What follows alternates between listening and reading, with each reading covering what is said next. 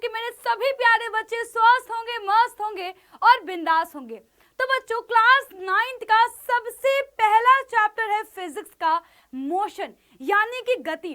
तो बच्चों, आज की जो क्लास है इसमें मैं आपको एक छोटा सा इंट्रोडक्शन देने वाली हूँ कि आखिरकार इस पूरे चैप्टर में क्या क्या चीजें होने वाली हैं, साथ ही साथ आखिर ये मोशन होता क्या है। तो आज मैं आपको बिल्कुल जो है बेसिक से पढ़ाऊंगी, साथ ही साथ आपको बहुत सारे एग्जाम्पल्स देकर समझाऊंगी सो दैट कि आप लोग फिजिक्स को फील कर पाओ कि सच में कौन सी वस्तु गति कर रही है और कौन सी वस्तु रुकी हुई है।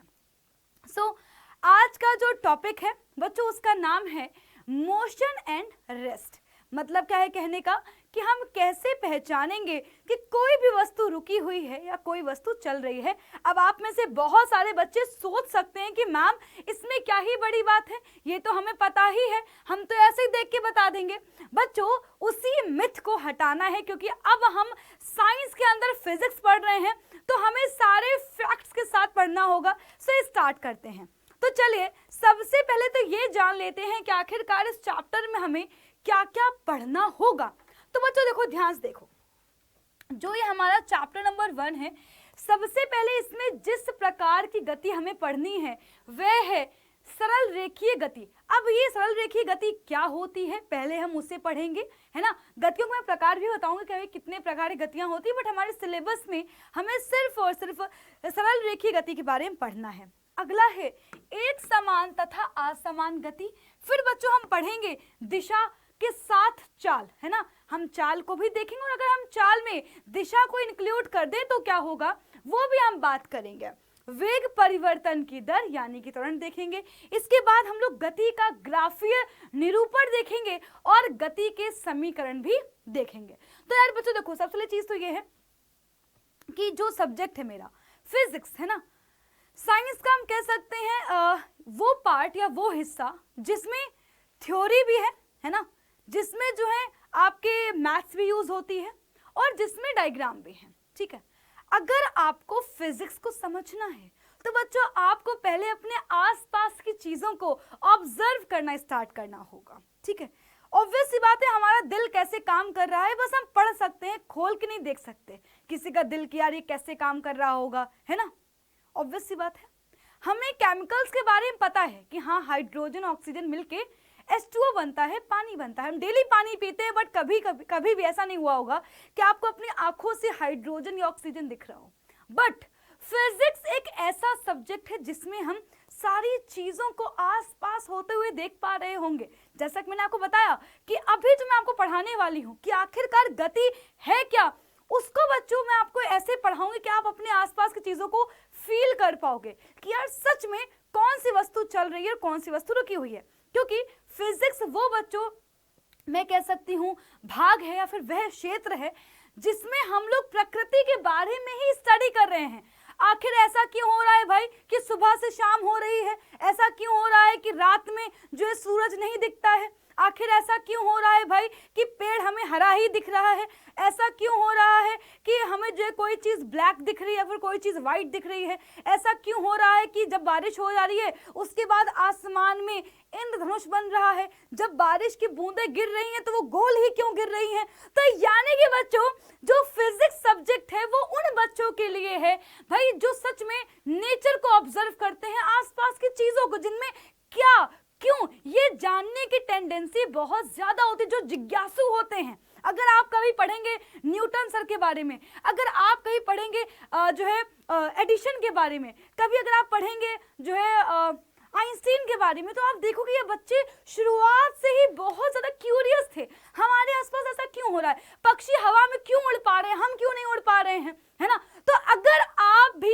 एक क्यूरियस स्टूडेंट हैं तो फिजिक्स में तुम्हें बहुत मजा आने वाला है, और अगर नहीं भी हैं तो मैं आपको क्यूरियस बना दूंगी, क्योंकि बच्चे मैं आपको ऐसे पढ़ाने वाली हूँ कि जब जब आप रोड पर निकल रहे होगे आसपास आप ना मेरी बातें आपको याद आ रही होंगी, है ना। जो मैं पढ़ाऊंगी वो आपको जो है अपने आसपास होता हुआ दिख रहा होगा, क्योंकि बच्चों physics is all about nature, है ना। इसका नाम ही बच्चों फिजिक्स इसलिए पढ़ा, इसका इस शब्द का मतलब ही यही है।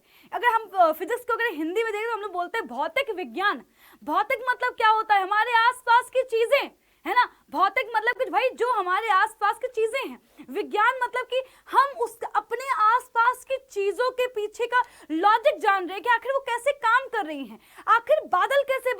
हैं, बिजली कैसे गरज रही है, बारिश कैसे हो रही है, बल्ब कैसे जल रहा है, पंखा कैसे चल रहा है। सो आई होप बच्चों कि आपके अंदर फिजिक्स को लेकर के एक अलग सा एक्साइटमेंट तो क्रिएट हो गया होगा इन स्टार्टिंग के कुछ मिनट्स में। अब मैं स्टार्ट करती हूँ और आती हूँ आज के इस टॉपिक पे कि आखिरकार गति है क्या, व्हाट इज मोशन।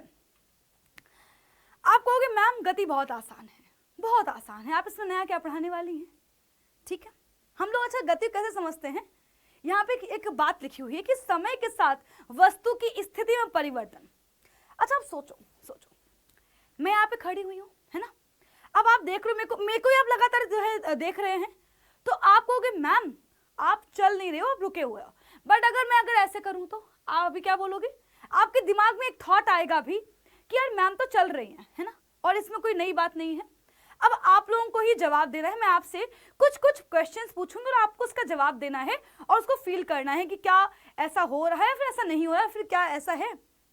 ध्यान से देखना बच्चों, अगर मैं आपसे पूछूं कि क्या ये इंसान चल रहा है, क्या ये इंसान गति में है, क्या ये इंसान गति कर रहा है, गति मतलब कि चल रहा है, मूव कर रहा है, सिंपल, आप कहोगे यस मैम मेरी आंखें तो सही है।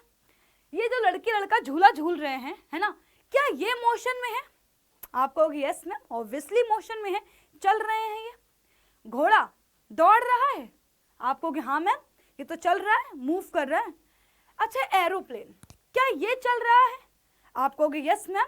अब इसमें आपने नया क्या पढ़ाया, ये तो हमें पहले से ही पता है, फिजिक्स ना भी पढ़ी होती तभी हम बता देते। बिल्कुल सही कहा, right, you all are absolutely right. ये एक घर है ना, तो बेसिकली जो है ना ये मेरा, मैं कह सकता हूँ ड्रीम हाउस है, मेरा सपना है कि ऐसा ही मेरा बंगला हो, सामने ऐसी गाड़ी खड़ी हो, गाड़ी थोड़ी सी पुरानी सी बट मुझे नई गाड़ी चाहिए, और सामने ऐसा ही सुंदर सा एक पेड़ हो, तो ये मेरा ड्रीम हाउस है। तो जरा ये बताओ कि क्या घर चल रहा है, आपको कि मैम ये तो क्वेश्चन पूछना ही नहीं चाहिए था, कोई मतलब ही नहीं है, नहीं चल रहा ऑब्वियसली। क्या ये पेड़ चल रहा है, आप कहोगे नहीं मैम नहीं चल रहा, ऑब्वियसली नहीं चल रहा है। क्या ये किताबें चल रही हैं, नहीं चल रही। क्या ये कुर्सी चल रही है, नहीं चल रही है।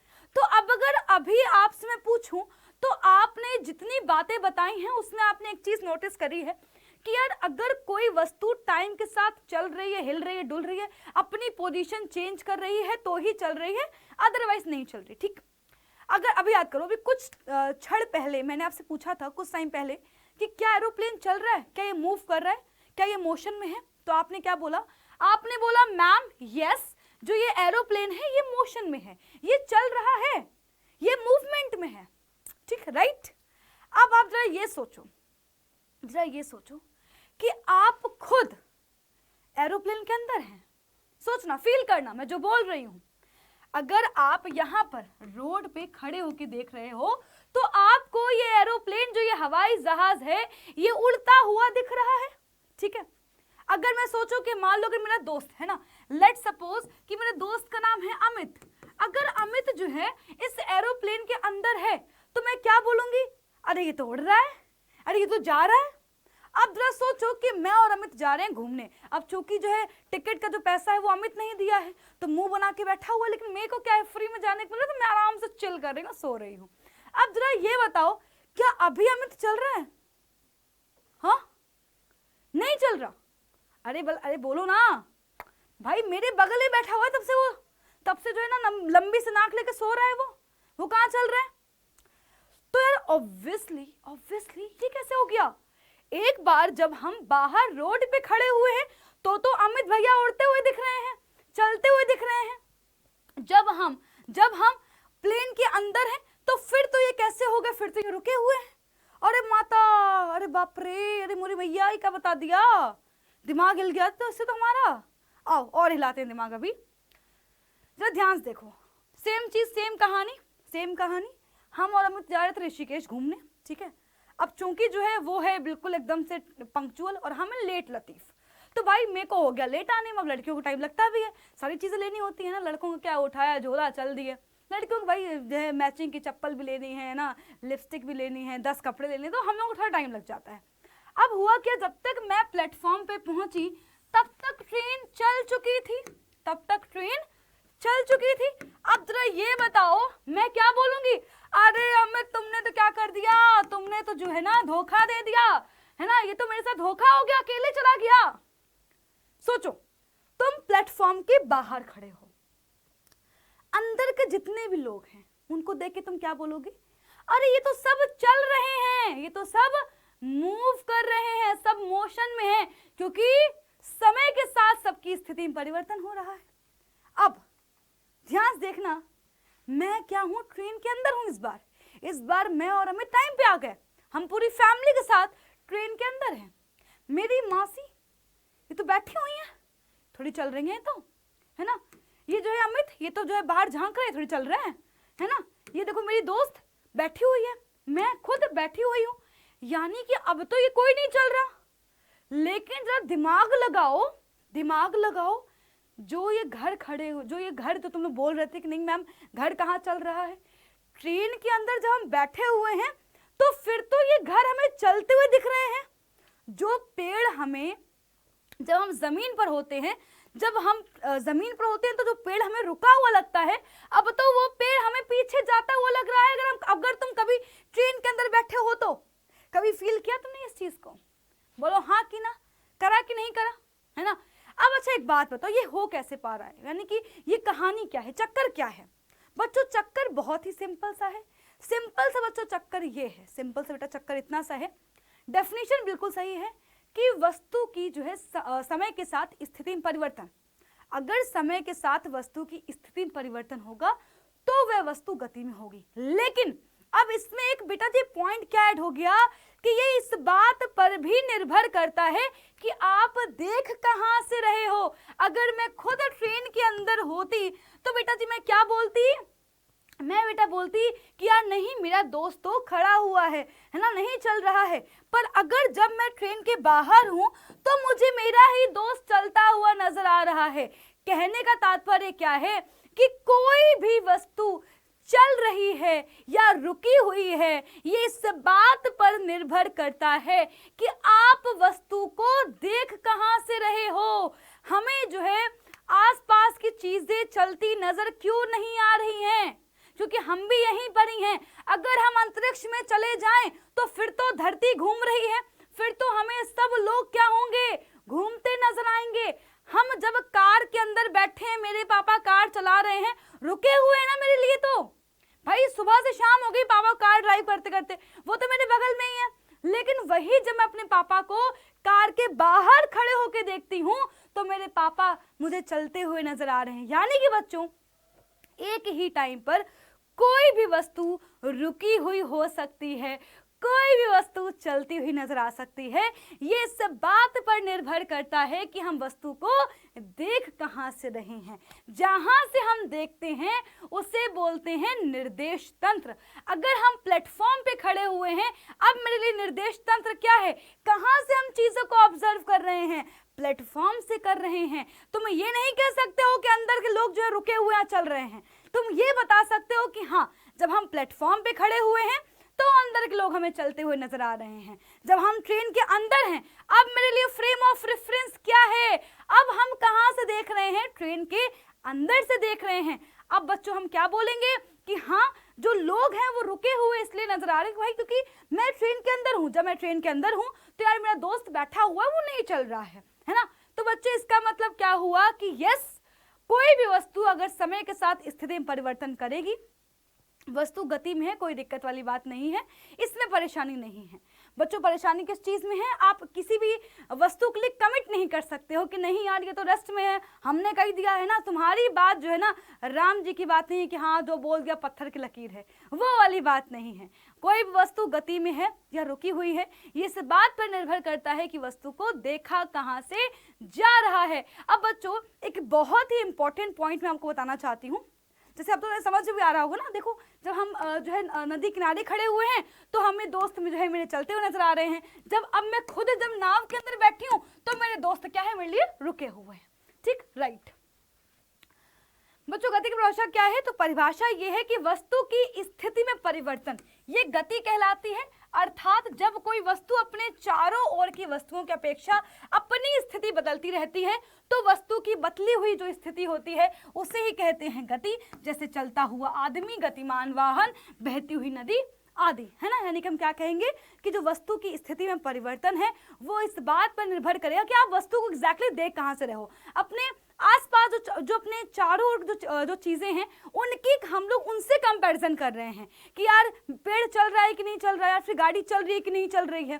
तो अपने आसपास जो चीजें हैं उनसे कंपैरिजन करने पर हमें ये पता चलता है कि अगर वस्तु समय के साथ स्थिति में परिवर्तन कर रही है तो यह गति में है, वरना ये रेस्ट पे है। ठीक है। अब बच्चों यहाँ पे मैं बहुत ही इंपॉर्टेंट बात बताने वाली हूँ, और अगर ये बात अभी समझ में आ जाएगी तो क्लास 11th में तुम्हें बहुत ही आसानी पड़ेगी, क्योंकि क्लास 11th में मैं ये वापस से तुम्हें चीजें एक्सप्लेन करूंगी। ठीक है, बहुत ध्यान सुनना। गति के अवलोकन के लिए, यानी कि कोई भी वस्तु, मान लो कोई भी देखना है तुम्हें कोई वस्तु गति कर रही है नहीं कर रही है, तो उसके लिए 3 चीजों को होना बहुत जरूरी है। पहला, वह वस्तु जिसकी गति का आप अवलोकन कर रहे हो। यानी कि अगर मैं स्टूडियो के अंदर हूं तो मैं किसके बारे में बात कर सकती हूँ, जो मेरे आसपास की चीजें मुझे स्पेसिफाई करना पड़ेगा। बाहर तुम चल रहे हो नहीं चल रहे हो मैं नहीं बोल सकती। पहली चीज ये कि हम क्या करेंगे भाई, उस वस्तु को लेके आएंगे जिसका हम अवलोकन कर रहे हैं। ठीक है, अगर मैं बोल रही हूँ कि यार नहीं किताबें रुकी हुई हैं, तो मतलब मैं सिर्फ और सिर्फ उस किताबों की गति को देख रही हूँ, बाकी आसपास को नहीं देख रही हूँ। तो पहली चीज ये, हमारे पास वो वस्तु होनी चाहिए जिसकी गति को हमें बताना है। दूसरी चीज टाइम, अगर टाइम के साथ उसने अपनी स्थिति में परिवर्तन किया तो क्या होगा, वस्तु गति में है अथवा गति में नहीं है। निर्देश बिंदु के रूप में एक और वस्तु, बेटा जरा इसको ध्यान सुनना कि आखिरकार निर्देश बिंदु क्या होता है। ठीक है, आपको अपने ऊपर ही समझाती हूँ, मुझे ध्यान से देखो। अरे यार मुझे ध्यान से देखो, देखो मुझे ध्यान से ना, मुझे ध्यान से देखते रहना, मुझे ध्यान से देखते रहना। ठीक है, और आपको मुझे देखकर ये बताना है कि क्या मैंने गति करी या नहीं करी। क्या बोला तुमने? मैम आपने गति करी, कैसे पहचाना? मैम थोड़ी देर पहले तो आप निर्देश बिंदु के पीछे थी, जहां पे लिखा हुआ है बोर्ड में। आप थोड़ी देर बाद कहां पहुंच गए, वहां पर तो निर्देश बिंदु नहीं लिखा हुआ है। यानी बच्चों, यानी कि देखो तुमने इस चीज को देखा, यार मैम ने यहाँ पर जो है ना पेन चलाया था, अभी तो मैम यहाँ पे खड़ी हैं, यहाँ पर तो पेन नहीं चला हुआ है। तो बच्चों इसका मतलब क्या हुआ बेटा, निर्देश बिंदु का मतलब ये हम कह सकते हैं कि हम क्या कर रहे हैं, जिस वस्तु के बारे में बताना है कि गति कर या रुकी हुई है, उसके अलावा एक और वस्तु लेके चल रहे हैं जिसके सापेक्ष हम ये देखते हैं कि हमारी वस्तु ने अपनी स्थिति में परिवर्तन किया या नहीं किया।